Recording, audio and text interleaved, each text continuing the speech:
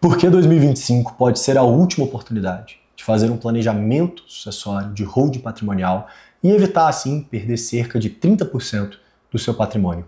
Bom, se você está assistindo esse vídeo, muito provavelmente você já entrou em contato conosco, já veio até o escritório, conversou com a doutora Camila, avançou no seu processo de holding e por algum motivo decidiu estender isso, pensar mais sobre o processo. E tudo bem, afinal, essa é uma solução que vai estar diretamente conectada com o seu legado, com a construção patrimonial da sua vida inteira. Então demanda, sim, bastante tempo e reflexão para a tomada dessa decisão.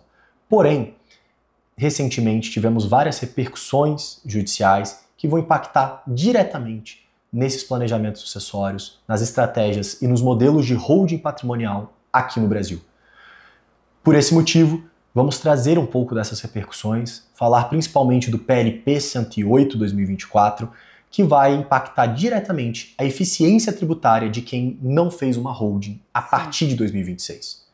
Temos uma janela aqui em 2025 ainda para trabalharmos com essas soluções, mas o PLP sendo aprovado a partir de 2026 não será mais possível utilizar dessas estratégias de economia tributária.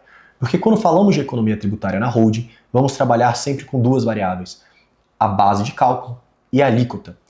Bom, o que é essa base de cálculo? No momento que você faz uma doação em vida, passa por um inventário, o seu bem que está sendo transmitido terá que ser valorado. E a base de cálculo é justamente o valor que atribuímos a esse bem. Porém, quando estamos falando das doações em pessoa física, do inventário, utilizaremos o valor de pauta, o valor que a Secretaria da Fazenda entende que o seu bem vale. Infelizmente, ultimamente, esse valor tem sido valorado acima, inclusive, do valor de mercado. E dentro da holding patrimonial, nós conseguimos trabalhar com um valor muito mais baixo. Por quê? Ao levarmos o seu bem para dentro da empresa, utilizaremos o valor de declaração. Faz esse exercício agora, lembra dos seus imóveis, provavelmente o valor que você declara no seu imposto de renda é muito inferior ao valor de mercado. Essa é a primeira economia. Conseguimos trabalhar então sobre uma base de cálculo muito mais baixa. Quando falamos da alíquota, que é a outra variável, a mesma coisa. A legislação vai dizer que para bens imóveis, esses bens devem ser tributados no estado que o bem se encontra. Porém, para bens móveis, estes podem ser tributados em qualquer ente da federação, em qualquer outro estado. Sendo assim, nós conseguimos procurar estados com uma alíquota mais baixa. Como assim? O ITCMD, aqui em Brasília, ele pode chegar até 6%. No Rio, 8%. Goiás, 8%. Mas em outros estados, como Manaus, nós conseguimos trabalhar ali em cerca de 2%.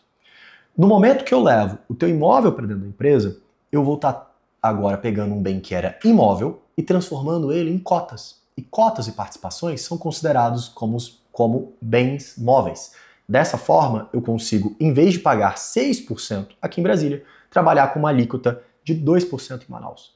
Aqui também temos uma outra economia aqui de 1/3 do valor do imposto, pelo menos para os casos em Brasília, podendo ser até 1/4 em casos como Rio de Janeiro ou Goiás. Bom, o PLP ele vai tocar nessas duas variáveis. Para a doação das cotas, foi previsto agora fazer uma avaliação da empresa. Basicamente é um processo de valuation. A Secretaria da Fazenda vai poder decidir arbitrariamente quanto vale o seu bem. Inclusive ter a liberdade de olhar ativo por ativo e valorar ele pelo valor de mercado.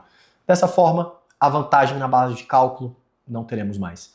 Para a alíquota, essa possibilidade que nós temos de tributar as cotas em outro estado, também houve previsão para isso. Se uma cota tem o seu valor relativo a um bem imóvel, o imposto deve ser recolhido no estado que esse bem se encontra. São alterações assim, propositais que vêm com a reforma, justamente buscando impossibilitar esse tipo de estrutura.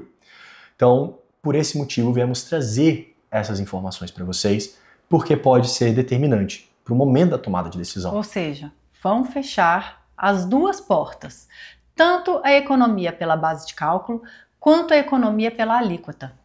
Existe ainda uma janela, porque aprovada esta lei, ela só entra em vigor em janeiro de 2026. Nós temos ainda 6 meses para estruturar a sua holding de forma segura e legal.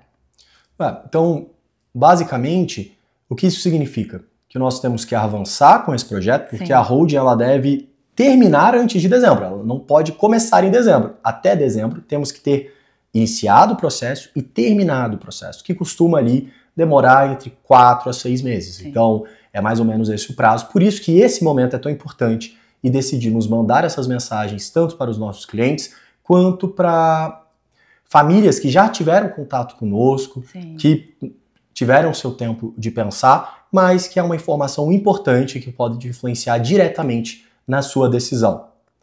Bom, e depois de 2026, Luiz, qual é a possibilidade, o que poderá ser feito?